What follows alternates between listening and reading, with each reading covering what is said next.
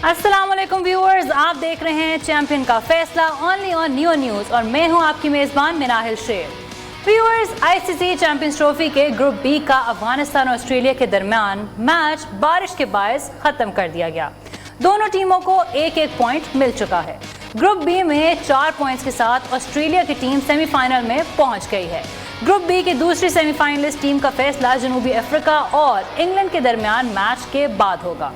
आज के मैच के क्या हालात थे, क्या कुछ हुआ, आएं दिखाते हैं आपको कुछ अहम झलकियां। जी व्यूअर्स, आज के मैच के बारे में एक्सपर्ट एनालिसिस देने के लिए हमारे साथ स्टूडियोज में मौजूद हैं हारून रशीद साहब, जो कि साबिक चीफ सेलेक्टर और साबिक टेस्ट क्रिकेटर रह चुके हैं। अस्सलाम वालेकुम हारून साहब, क्या हाल है आपका? वालेकुम अस्सलाम। हाँ, हाल तो अच्छा है, लेकिन बारिश ने जो है आज बारिश ने रंग में भंग डाल दिया। जी सर, बहुत ही एक्साइटेड मैच होने वाला था, एक्साइटिंग मैच था अफगानिस्तान और ऑस्ट्रेलिया। हम जैसे सुबह भी बात कर रहे थे कि मैच अच्छा देखने को मिलता, लेकिन मुझे लगता है कि एक तरफ से ये कुदरत का निज़ाम जो है उसने आज अफगानिस्तान को बचा लिया, क्योंकि अफगानिस्तान की जितना हम ऑल प्रेजेस थे ज़दरान के लिए और सब कुछ, आज हमने देखा कि उनका जो बैटिंग ऑर्डर था वो बिल्कुल टॉपल कर गया। देखिए, मैं इस अगर मैच को असेस करूं तो मैं ये फील करता हूं कि दोनों टीमों ने इतना अच्छा नहीं खेला, क्योंकि जब टॉस जीतने के बाद मैंने पिच का जो बिहेवियर देखा था ना, तो जिस किस्म की ऑस्ट्रेलिया की फास्ट बॉलिंग अटैक था, मेरे नज़दीक अफगानिस्तान को 150 से ज़्यादा रन नहीं करने चाहिए। उसके बाद जब अफगानिस्तान सर्वाइव कर गया और फर्स्ट 10 ओवर्स में उनकी सिर्फ एक ही विकेट गिरी, उसके बाद जब एक ऐसी पोजीशन पे पहुंच गए जहां उनको अब 300 से ज़्यादा रन करने थे, इसलिए अफगानिस्तान ने बुरी क्रिकेट खेली, 300 से ज़्यादा पर वो नहीं गए। ठीक है, बारिश हो गई, वो तो that is besides the point, लेकिन मेरे अपने नज़दीक दोनों टीमों ने आज कोई देखें, फील्डिंग का मयार बहुत नाकिस था। इवन ऑस्ट्रेलिया ने भी आज कोई इतनी अच्छी फील्डिंग नहीं की।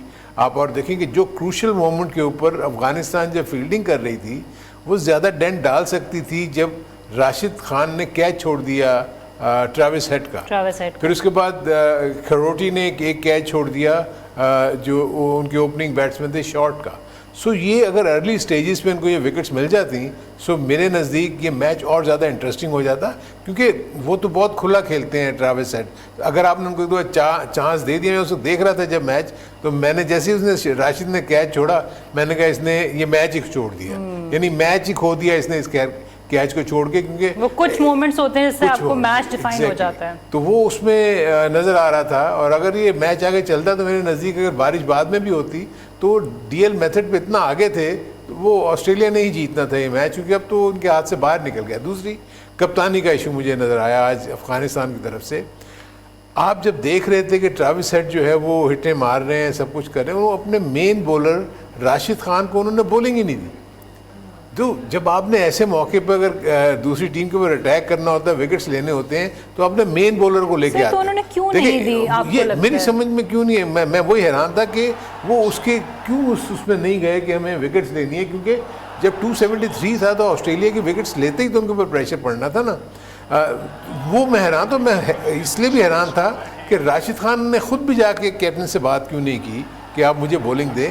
देखिए, जब ये अफगानिस्तान बैटिंग कर रही थी, जब उनको विकेट चाहिए होती थी, आप देखिए अपने मेन बॉलर को वो लेके आते थे, जैम्पा को, और जैम्पा जब आते थे एक विकेट लेके दे देते थे। सो मैं इसीलिए आपको जब हम सुबह जब बात कर रहे थे, मैं कह रहा था कि जो इंटरनेशनल मैचेस का जो एक्सपोजर और एक्सपीरियंस है ना, in terms of the game plan and everything, उसमें ऑस्ट्रेलिया बहुत आगे है, रिस्पेक्टिव के उसके 5-6 प्लेयर नहीं है, लेकिन आई थिंक उनका गेम प्लान बहुत सॉलिड था।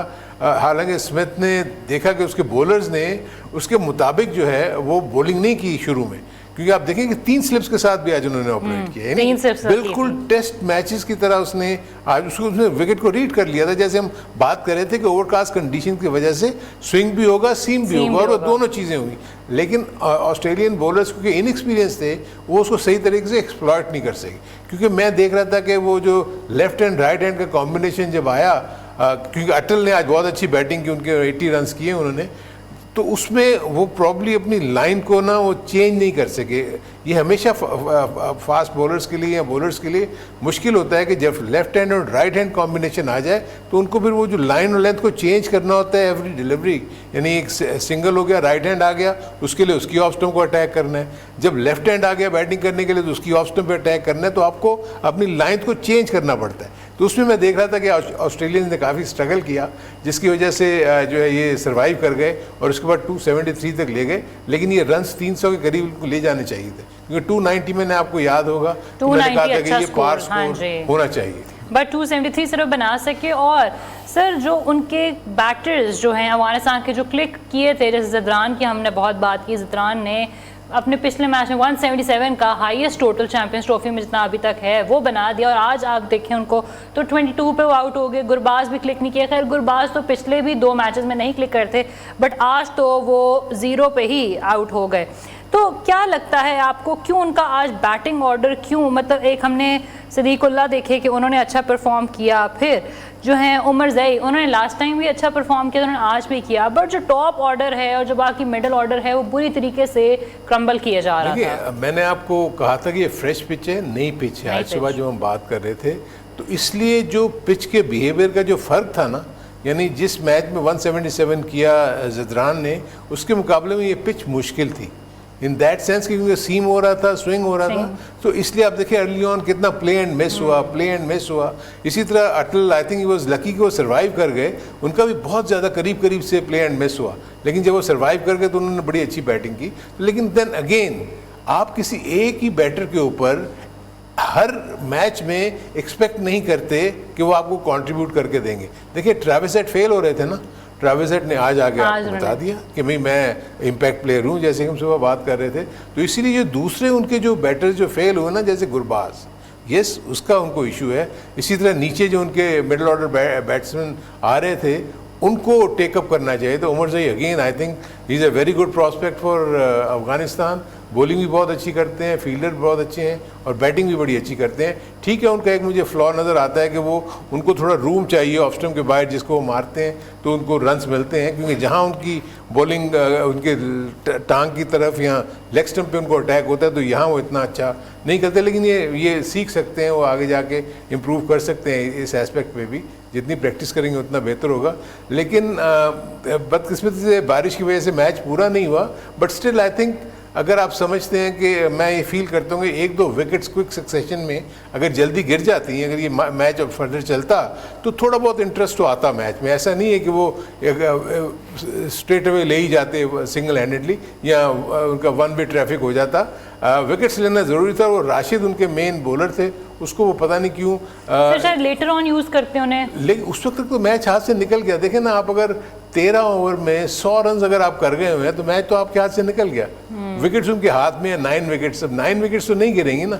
जिस वक्त तो चार्ज कर रहे थे, अगर वो 50-60 रन कर गए थे तो आप जो बोल्ड कैप्टन होते हैं वो इवन पावर प्ले में भी अपने मेन बॉलर को ले आते हैं कि मैं विकेट ले लूं ताकि। बिल्कुल, अफगानिस्तान का तो अपना विनिंग फार्मूला था, लास्ट वो मैच जीत के आ रहे थे, उन्हें इतने एक्सपेरिमेंट्स करने की ज़रूरत ही नहीं थी, क्योंकि उनके जो सामने थी टीम ऑस्ट्रेलिया, वो एक बहुत स्ट्रॉन्ग टीम है। बेशक पिच नहीं थी और वेदर कंडीशन डिफरेंट थे, बट आई थिंक उनको अपने विनिंग कॉम्बिनेशन के साथ ही जाना चाहिए था, उसी तरह उनको मैच खेलना चाहिए था। I think somehow the other I feel कि मुझे जो कैप्टन है उनके हशमतुल्लाह शाहिदी इतने टेक्टिकली मुझे काफ़ी थोड़े से वीक नज़र आए।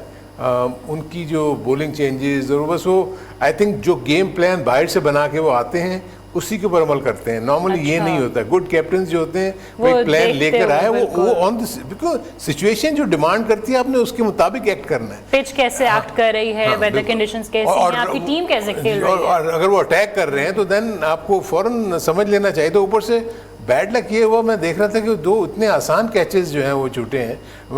मैं राशिद खान से एक्सपेक्ट नहीं कर रहा था कि वो रॉन्ग फुटेड गए, वो उन्होंने जो नॉर्मल टेक्निक है उसके मुताबिक वो कैच नहीं किया, जिसकी वजह से वो खुद भी उनको पता लग गया था कि मैंने बहुत बड़ा सिर्फ फील्डिंग में लैप्सेस तो मुझे लगता है कि ऑस्ट्रेलियन टीम से भी हुए हैं, क्योंकि जब तक देखें 182 for 6 हो गए थे, उसके बाद तो मुझे लग रहा था कि ये अफगानिस्तान के हाथ से मैच जो है वो जा चुका है।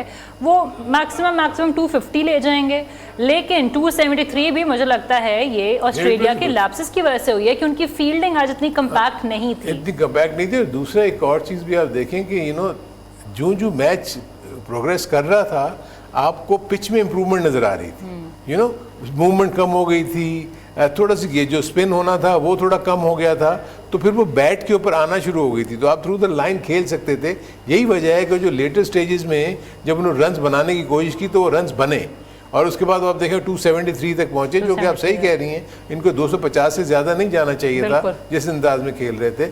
लेकिन आज जो सबसे बड़ा जो उनको कॉज ऑफ कंसर्न होगा अगले मैचों में ऑस्ट्रेलिया को, वो उनकी जो एक्स्ट्राज हैं, जो वाइड बॉल्स हैं, जो उन्होंने एक्स्ट्रा रन दिए हैं ना, वो किसी भी अच्छी टीम के ख़िलाफ़ अगर आप इस तरह की अगर गलतियाँ करेंगे तो वो उसको कैपिटलाइज करेंगे। आज हमने वाइड बॉल्स देखी, हमने बहुत ज़्यादा वो देखी, तो वो इनको कंट्रोल करना पड़ेगा, क्योंकि हर टीम के पास लेफ्ट हैंडेड बैट्समैन है। So right hand left hand combination Australia की इस बॉलिंग के खिलाफ आएगा ही आएगा। सो उसको उनको किस तरीके से टैकल करना है। आई एम श्योर कि जो भी टीम मैनेजमेंट होती है, जो कोचेज़ होते हैं, जो उनके सामने वो एनालिस्ट बैठे हुए होते हैं, वो इस सारी चीज़ को मार्क करते हैं कि क्या क्या रीज़न हुआ, तो फिर उसके बाद वो उन बॉलर्स को बिठा के बताते हैं कि देखें आपसे ये गलतियाँ हुई हैं जो अगले मैचेस में नहीं होनी चाहिए। जी व्यूअर्स, हम बात कर रहे हैं अफगानिस्तान ऑस्ट्रेलिया के मैच के ऊपर। कहीं जाइएगा मत, यहाँ वक्त हुआ एक शॉर्ट ब्रेक का, वापस आएंगे और मजीद बात करेंगे। आप देख रहे हैं चैंपियन का फैसला। वेलकम बैक व्यूअर्स, आप देख रहे हैं चैंपियन का फैसला और हम बात कर रहे हैं चैंपियंस ट्रॉफी 2025 के ऊपर। व्यूअर्स, ग्रुप ए की तो बहुत जो है कौन सी टीम सेमीफाइनल में जा रही है, वो बहुत पहले ही न्यूजीलैंड और इंडिया का फैसला हो चुका था कि ये दोनों टीम्स जो हैं वो क्वालिफाई करेंगी सेमीफाइनल के लिए। लेकिन अभी भी जो टीम जो ग्रुप बी है उसके अंदर थोड़ी सी कंफ्यूजन रहती है। लेकिन आज ऑस्ट्रेलिया तो वो पहली टीम है जो ग्रुप बी से थ्रू कर गई है सेमीफाइनल के लिए, और इंग्लैंड और अफगानिस्तान तो आउट हो चुके हैं। लेकिन इंग्लैंड के पास अभी भी एक चांस है, अगर तो वो साउथ अफ्रीका को हरा देता है तो फिर देखते हैं कि पॉइंट टेबल की क्या बात है। जी हारून साहब, आप कैसे देखते हैं ग्रुप बी को? ऑस्ट्रेलिया तो थ्रू कर गई है, साउथ अफ्रीका, अफगानिस्तान, इंग्लैंड, इन तीनों में से किसके पास अभी भी एक फाइटिंग चांस है? साउथ अफ्रीका तो हमें नज़र आ रहा है, लेकिन अगर अफगानिस्तान इंग्लैंड की बात की जाए तो इन दोनों में से किसके पास अभी भी चांस है? हाँ, मेरे तो अपने नज़दीक जिस तरह आपने बात की है कि अगर किसी के पास चांस है कि अफगानिस्तान चली जाए, तो हम बचपन में जब खेला करते थे ना तो हम बुक से खेला करते थे। अच्छा। यूँ खोला चौका, उसको खोला हाँ जी जा छक्का चौका। मतलब ये है कि जो इक्वेशन बनेगी उसमें 206 रन से जीतना होगा इंग्लैंड को, ताकि उसका रन रेट जो है वो नीचे गिरे। तो इसका मतलब ये है अगर वो पहले बैटिंग करते हैं 600 करें और उसके बाद वो ऐसी इक्वेशन है कि जो 50 ओवर्स क्रिकेट में बहुत मुश्किल है कि वो उसको वो करें। सो मोर और लेस सेमीफाइनल्स का फैसला तो हो गया हुआ है। साउथ अफ्रीका अगर हार भी जाती है तो प्रॉब्ली वो क्वालिफाई करेगी, बिकॉज उनका कितना नेट रन रेट नीचे गिरेगा कि वो +2 में है। तो +2 का मतलब है कि वो बहुत ह्यूज डिफरेंस है, -point समथिंग में अफगानिस्तान खड़ी हुई है। सो बहुत मुश्किल है कि ये चीज़ हो सके। लेकिन साउथ अफ्रीका का जो दूसरा पॉइंट ऑफ व्यू ये है कि अब अगर वो ये मैच जीतती है, उसके लिए इसलिए उसकी इम्पोर्टेंस बढ़ गई है कि अगर वो मैच जीतती है तो वो नंबर 1 फिनिश करेगी। नंबर 1 फिनिश करने की सूरत में वो प्रॉब्ली यहीं स्टे करेगी, लाहौर कज़ाक़ी में ही होगा। हाँ, और नंबर 2 टीम जो है वो ट्रेवल करेगी टू दुबई। सो जो और ये जो इस ग्रुप में कोई भी टीम दुबई में कोई मैच नहीं खेली। अच्छा। सो सबसे बड़ा जो डिसएडवांटेज होगा वो कि एक इतनी अच्छी बैटिंग पिचेस के ऊपर खेल के वो जाएंगे ऐसी पिच के ऊपर जहाँ थोड़ी सी स्पिन होगी, 3 स्पिनर्स का मुकाबला करना पड़ेगा। तो ये एक इशू है जिसको मतलब ये इनको ज़हन में रखा होगा इनके। और इन दोनों की टीमों को देखते हुए आप देखें कि इंग्लैंड वैसे ही गिरा हुआ है। इंग्लैंड के कैप्टन ने आज अनाउंस भी कर दिया है कि जी मैं इस सीरीज़ की चैम्पियंस ट्रॉफी के बाद कप्तानी छोड़ दूंगा। सो आप सोच लेंगे उनके जो ड्रेसिंग रूम का माहौल है वो किस किस्म का होगा। कैप्टन ने रिज़ाइन कर दिया, आप अब इस आखिरी मैच में जा रहे हैं जिसकी कोई अहमियत नहीं है। मे बी वो अपने बेंच पे बैठे हुए लड़कों को खिला लें, एक नया कॉम्बिनेशन आप देखें। और ये भी हो सकता है कि बटलर अगर आखिरी मैच खेलता है या नहीं खेलता, वो कहता है कि ठीक है मैं रेस्ट कर लूँ, किसी आप नए लड़के को कैप्टन बना के आप भेज दें, जो बाकी बेंच पे बैठे हुए उनको खिला दें, क्योंकि आपने अपने आगे की टीम बना ली है। तो देखें कि ये प्लेयर्स कैसे फेयर करते हैं। सो इंग्लैंड थोड़ा सा गिरा हुआ तो डेफिनेटली है, अब देखते हैं कि वो इस मैच को कैसे लेते हैं। साउथ अफ्रीका पूरी कोशिश करेगा कि वो अपने जो विनिंग सीक्वेंस को डिस्टर्ब ना करें। नॉर्मली होता है कि आप जब किसी बड़े मैच के लिए जाते हैं, सेमीफाइनल के लिए आप कोशिश कर रहे हैं, तो आप जीतते हुए जाना चाहते हैं, आप हार के वहाँ नहीं पहुँचना चाहते। सो ये एक मुझे एंगल नज़र आता है जिसकी वजह से। और साउथ अफ्रीका की टीम भी बहुत अच्छी balanced, very well balanced team है। उनका बॉलिंग बहुत अच्छा है, उनकी बैटिंग काफ़ी डीप है और उनकी फील्डिंग हमने देखा है कि बहुत ही आउटस्टैंडिंग फील्डर हैं वो, सारे के सारे बहुत बड़े ज़बरदस्त किस्म के एथलीट हैं। सो इंटरेस्टिंग मैच होना चाहिए, लेकिन साउथ अफ्रीका का पलड़ा मुझे भारी नज़र आता है। सर ये जो हम दुबई जाने की बात कर रहे हैं, इस पर एक और सिनेरियो भी डिस्कस कर लेते हैं। ग्रुप ए का भी अभी एक मैच बाकी है न्यूजीलैंड वर्सेस इंडिया का, वो दुबई में ही हो रहा है। बट व्हाट इफ उस मैच में इंडिया हार जाए, तो फिर फर्स्ट स्पॉट पे तो न्यूजीलैंड फिनिश कर रहा होगा, तो क्या फिर ग्रुप बी की फर्स्ट जो आई होगी, जो टॉप कर रही होगी, उसको नहीं दुबई ट्रैवल करना पड़ेगा इंडिया के साथ? जी, इस केस में हम तो ये अज्यूम कर रहे हैं कि इंडिया प्रॉब्ली नंबर 1 होगी, लेकिन क्योंकि जो टूर्नामेंट के रूल्स के मुताबिक इंडिया चाहे 1 आए या 2 आए, उसने खेलना वहीं खेलना। सो जब अगर वो 2 आती है तो देन यहाँ के नंबर 1 टीम को जाना पड़ेगा। लेकिन देन अगेन मैं ही कहूँगा कि जो टीमें हैं ना, वो कभी हार के किसी सेमीफाइनल स्टेज में नहीं जाना चाहती। वो चाहती हैं कि हम उस कॉन्फिडेंस के साथ जाएँ कि हम मैचेस जीते हुए हैं। फिर वो ये कंडीशन वगैरह उनके जहन में नहीं आती, तो हम बात कर रहे हैं। क्योंकि हमने पूरी जब ये इस क्रिकेट को देखा है तो हमने देखा है कि बैट्समैन ने अगर स्ट्रगल किया है तो थोड़ा सा वो दुबई में ही किया है। यहाँ पर आप देखेंगे बैटर्स बड़े आज़ादाना तौर पे खेल रहे हैं। सो जिस तरह यहाँ खेल रहे हैं वहाँ नहीं खेल सकेंगे, तो वहाँ जाके उनको अडेप्ट करना पड़ेगा उन कंडीशन में। उनको शायद ज़्यादा से ज़्यादा 1 या 2 दिन की प्रैक्टिस मिलेगी और उसमें उन्होंने अपने सारे गेम प्लान को तैयार करना है और उनके प्लेयर्स को एडजस्ट करना होगा वहाँ पर, जो भी सेमीफाइनल खेलने वहाँ जाएगा। अच्छा सर, कल मैच होने जा रहा है साउथ अफ्रीका वर्सेस इंग्लैंड का, लेकिन उससे पहले ही इंग्लैंड के कप्तान जॉस बटलर की तरफ से एक बहुत बड़ी उन्होंने प्रेस कॉन्फ्रेंस की और उसके अंदर उन्होंने एक बहुत बड़ी जो है अनाउंसमेंट कर दी। उन्होंने खुद से कहा कि मैं कैप्टनसी छोड़ता हूं, क्योंकि इंग्लैंड जो है पिछले 6 मैचेस हारती हुई आ रही है और जॉस बटलर के भी हमने देखी है कि वो कारकर्दगी के ऊपर बहुत इफेक्ट किया है जब से उन्होंने कप्तानी संभाली है। और आहिस्ता आहिस्ता हमने देखा कि वो 1 डाउन करते हुए और नीचे आते गए अपने बल्लेबाजी दिखाते हुए। तो आप इस सब को कैसे देखते हैं? क्योंकि जॉस बटलर बहुत बड़ा नाम है, बहुत अच्छी तरह वो खेलते थे, बट हमने रीसेंट ईयर्स में देखा है कि उनकी कप्तानी के बाद से उनकी परफॉर्मेंस के ऊपर बहुत बड़ा डेंट पड़ा है। ये बिल्कुल आपको याद होगा, हमने 1-2 प्रोग्राम से पहले बात हमने की भी थी इंग्लैंड के मैच में कि हमें जॉस बटलर की कप्तानी में वो चीज़ नज़र नहीं आ रही। उनकी बॉडी लैंग्वेज में वो जो कॉन्फिडेंस है एज ए कैप्टन, टेक्टिकल और जो मूव वो अंदर कर रहे होते थे, उसमें कोई इतनी जान नज़र नहीं आती थी। तो हम यही कह रहे थे कि ये मुझे लगता है कि फ्यूचर में इंग्लैंड के लिए कप्तानी इनके लिए मुश्किल होगी। और मैं भी इन दोनों कैप्टन्स को भी सुन रहा था, नासिर हुसैन और एथर्टन को, ये भी आपस में बात कर रहे थे, तो वो भी यही कह रहे थे कि he is a great player. इसमें किसी Jos Buttler no doubt is a great player और हम मजीद भी इसके ऊपर बात करते हैं, लेकिन व्यूअर्स यहाँ वक्त हुआ है शॉर्ट ब्रेक का, कहीं जाइएगा मत। वेलकम बैक व्यूअर्स, बात कर रहे थे हम जॉस बटलर के अनाउंसमेंट के ऊपर। जी हारून साहब क्या कहेंगे? बिल्कुल, जब मैं से बात कर रहा था कि जो मैंने नासिर हुसैन को और एथर्टन को सुना, वो भी यही कह रहे थे कि it is time for Buttler to go. वो कहते हैं कि इसको एज ए बैटर हम लूज़ कर रहे हैं, कैप्टेंसी का प्रेशर वो नहीं ले सक रहे हैं, जिसकी वजह से उनकी बैटिंग इफेक्ट हो रही है। तो वो चाह रहे हैं कि इंग्लैंड को जॉस बटलर जो है वो एज बैटर चाहिए। और लेकिन यहाँ इनको ये भी देखना पड़ेगा कि आपने जॉस बटलर की जो बैटिंग पोजीशंस हैं वो बहुत दफ़ा चेंज भी की हैं। ये भी एक रीज़न बन सकता है कि क्योंकि वो किसी एक जगह के ऊपर सेटल नहीं हुए। क्योंकि हम देखते हैं कि जो फॉरेन टीम्स हैं उन्होंने अपने बैटिंग ऑर्डर को बड़ा फ्लोटिंग रखा हुआ है कि किसी भी बैटर को कह देते हैं आप ओपन कर लें, किसी को कह देते हैं आप 3 पे आ जाएं, किसी को 5 पे, किसी को 6 पे। लेकिन समटाइम्स ये चल भी जाता है, लेकिन एट टाइम्स ये थोड़ा मुश्किल भी होता है। सो आई थिंक बटलर की बड़ी सर्विसेज हैं, वो कंटिन्यू करेगा एज अ प्लेयर। ठीक है जी व्यूअर्स, बात हो रही थी चैंपियंस ट्रॉफी के ऊपर और कल एक और टाकरा होने जा रहा है कराची स्टेडियम में साउथ अफ्रीका वर्सेस इंग्लैंड का। अगर तो दोनों टीम्स खेलती हैं तो बहुत अच्छा होगा, बारिश ना हो, लेकिन अभी तक कुछ एक्सपेक्टेड तो नहीं है। कराची का वेदर क्लियर है। देखना यह है कि अब ग्रुप बी में भी कौन सी 2 टॉप टीम फिनिश करती हैं। एक मरतबा फिर से आपकी खिदमत में हाजिर होंगे कल सुबह अपना प्री मैच एनालिसिस लेके। देखते रहिए चैंपियन का फैसला ओनली ऑन नियो न्यूज़।